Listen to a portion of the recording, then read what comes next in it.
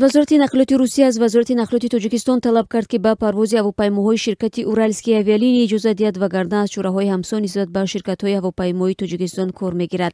Мақомоти вазорати нақлиёти Русия рӯзи 13 март бо нашрияки изҳорот дар вебсайти расмии худ аз манъи чанд парвози ҳавопаймоҳои ширкати Уральские авиалинии ба Тоҷикистон изҳори нигаронӣ карданд. бино ба иддаои онҳо, ҷониби Тоҷикистон бидуни огоҳии пешакӣ ва нақзи созишномаҳои байналмилалӣ ба парвози ширкати Уральские авиалинии дар масири Перм Душанбе иҷозат надод.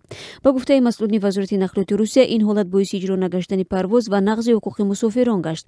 Ба таъкиди онҳо, дархости ин ширкат барои иҷрои парвозҳо дар масири Краснодар-Хуҷанд, Челябинск Душанбе ва Жуковский Колоб низ ҳанӯз тасдиқ нашуданд.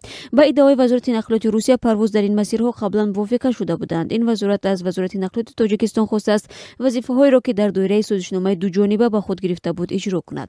Дар ҳамин ҳол, вазорати нақлиёти Русия барои ҳалли ин масъала ҷониби Тоҷикистонро рӯзҳои 22 ва 23 март ба музокирот хонда гуфтааст, то он муддат барои парвозҳои Уральские авиалинии иҷозат бидиҳанд.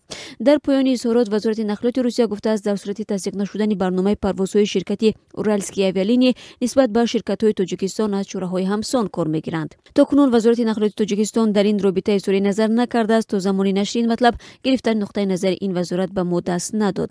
Айни чунин моҷаро миёни Тоҷикистону Русия дар нимаи аввали соли 2017 сар зада буд. ҷонибо тақрибан ним сол ба сари иҷозаи парвози ҳавопаймоҳои ширкати русии Ямал аз фурудгоҳи Жуковский вилояти Москав ба шаҳрҳои Душанбе ва Хуҷанд баҳс карданд.